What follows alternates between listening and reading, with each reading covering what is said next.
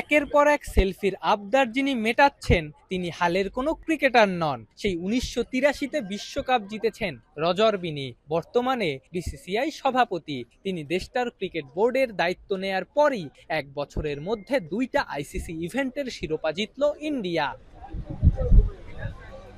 সঠিক প্রসেসের সঙ্গে দুর্দান্ত স্কিল সেট, রোহিত শর্মার ক্যাপ্টেন্সি, মাঠে কোহলি, জাদেজা, গিলদের ধারাবাহিক পারফরমেন্স, ভারতের ক্রিকেটের অভিভাবকের মতে এটাই টিম ইন্ডিয়ার সাফল্যের কারণ। They've done well. Rohit is still playing well. He batted well. Even the Kohli played in the last game in Chase was on against Australia. He played really well. They still got a lot of cricket left in them, but time will tell. ভারতের এই সাফল্য বাংলাদেশের মতো সাফল্য না পাওয়া দলগুলোর জন্য শিক্ষা। কি করলে মিলবে সাফল্য? রজার বিনির মতে সাফল্য পেতে হলে খেলতে হবে অসংখ্য ম্যাচ।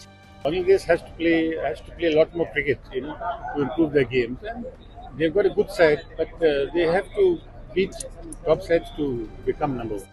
শোনা যাচ্ছিল পাকিস্তান ও ভারতের সাথে একটা ত্রিদেশীয় সিরিজ খেলবে বাংলাদেশ, যদিও এই সিরিজের ব্যাপারে অবগত নন BCCI president. BCB has proposed to BCCI and PCB for the Tri-Nation Series in Dhaka. I'm not aware. Afnan Piyal, Jamuna sports, Dubai, সংযুক্ত আরব আমিরাত।